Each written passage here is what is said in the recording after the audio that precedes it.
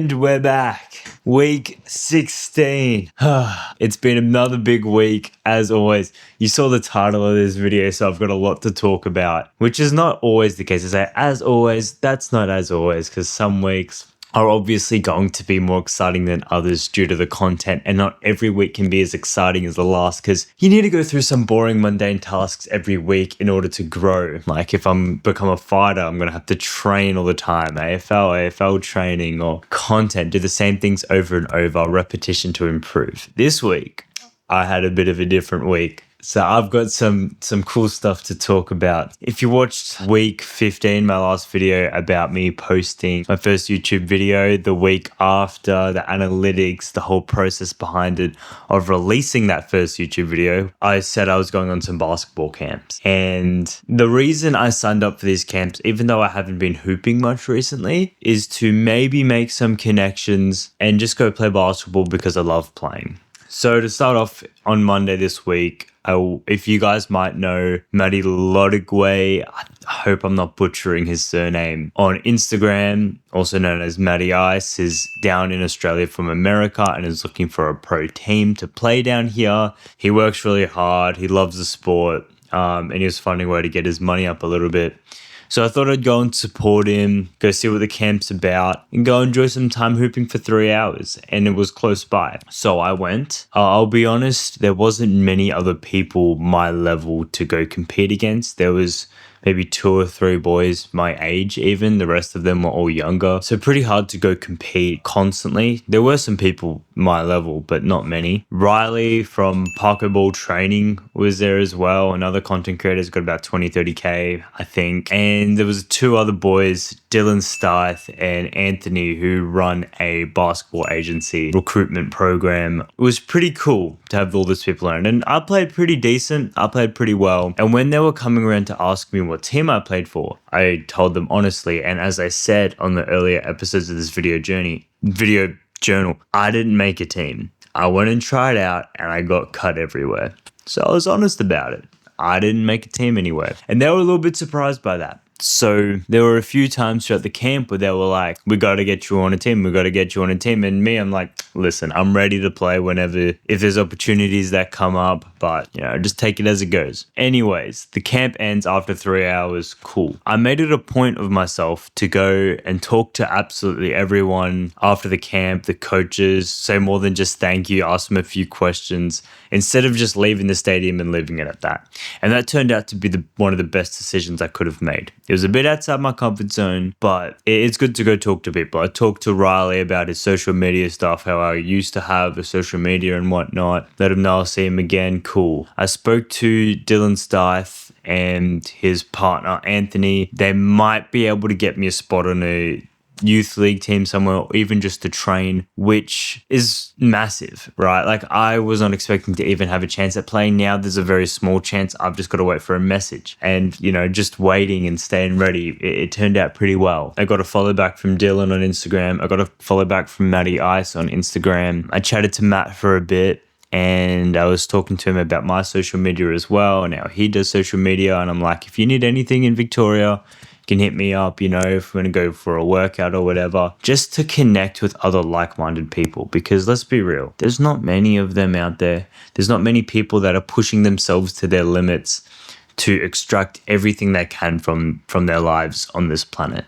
I ended up staying an hour after camp finished, just chatting with them. Like there was 4 of us there, Dylan, Anthony, Matt, and myself, and we were just chatting away to the NFL, to basketball, whatever. But it was good chatting with them and good getting to know them as well. And that was so huge for me, just to get their contacts. We can message each other whenever. If we need any help with anything, we can go back and forth. And I knew Matt, I don't know if I can say too much just because he's got to roll it out on his Instagram a bit later because we talked personally, but he's trying out at a few clubs down here in Vic, or he's trying out at a club. I asked him how he went with that and if he needs anything while he's down here, because he's situated up in Queensland currently, unless he has to go back to America if he doesn't, unfortunately, make a team. And he shot me a message to come coach for his camp on Wednesday. So the exact same thing, but he wanted me to be a coach instead of an attendant at his camp. And that was pretty cool to go from playing at the camp to going to coach.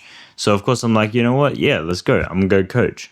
And that was fun, getting to know him a little bit more, coaching some actual decent athletes. There was some pretty quality players. I've done basketball coaching for 3 years. Like, it's not out of the ordinary for me to coach. And I've got experience going from literally VJL 10 all the way up to VC, which is the highest level in my state in junior basketball. So I have experienced and worked extremely hard through my teenage years in basketball because that's where I put all my eggs in. I love basketball. So yeah, I did that on Wednesday. And that was really cool to catch up with Matt. I wish him all the best. And then Thursday, yesterday I made it a point to film a day later so I can get this whole experience as a whole and wrap it up in a video. I had the J-Law camp. Jordan Lawley is one of the best, if not the best, basketball training coach in the world. He trains NBA players, Josh Giddey, Dyson Daniels. He trains Zach LaVine. He's got a very, very high profile and is very specifically good with his shot training. I paid 200 AUD for 2 hours in a group session with this guy. So it wasn't cheap, all the way down in Port Melbourne. And I can say it was phenomenal. I did learn a few things, and it's very rare that I go to a basketball camp and I come out where I'm actually taking things away other than just competing and having live play. Actually taking practical skills out of it, that was pretty cool for me to do because I haven't done that in a long time. I also messaged him earlier because he's looking for a video editor. Now, he's got 1 million on TikTok, 600K on Instagram, and now if I could eventually be his video editor at one point, that would be pretty cool, and that could make me a little bit of coin as well. So I put my name out there after the camp. I shook his hand. We talked for 5 to 10 minutes about it. And he's like, keep in touch. That's huge. I mean, I will come to his camps in the future if he comes down. He's a very nice guy. He's energetic. I can see why he's rated as such a high-level coach. And he's obviously a phenomenal player too. I shot the ball really well and I showed him, and he was also pretty shocked that I wasn't on a team down here as well. But these experiences where I'm putting myself out there and chatting to these guys like they're my friends sort of thing, something I need to get used to, and connecting and not being afraid to go talk to these people is just so important because you don't know what opportunities to come up. If I never spoke to Matt, I would have never coached for him on Wednesday. If I never spoke to J-Law, there'd be no chance I'd become his video editor in the coming years if he needs one, right? And getting follow backs from Dylan, from Matt, and they can just contact me. I can contact them whenever.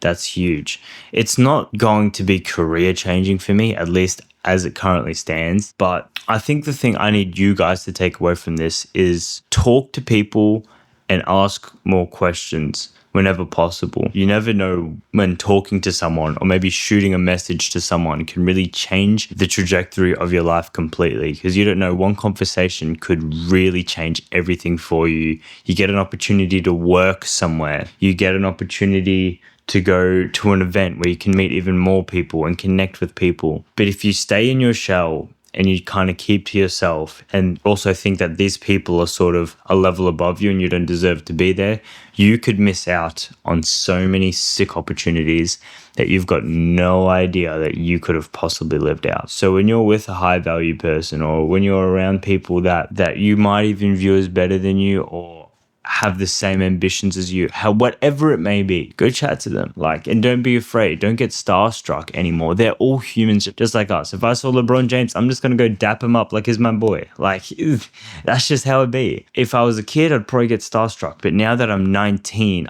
I just don't have it in me to glorify or put anyone on a pedestal anymore.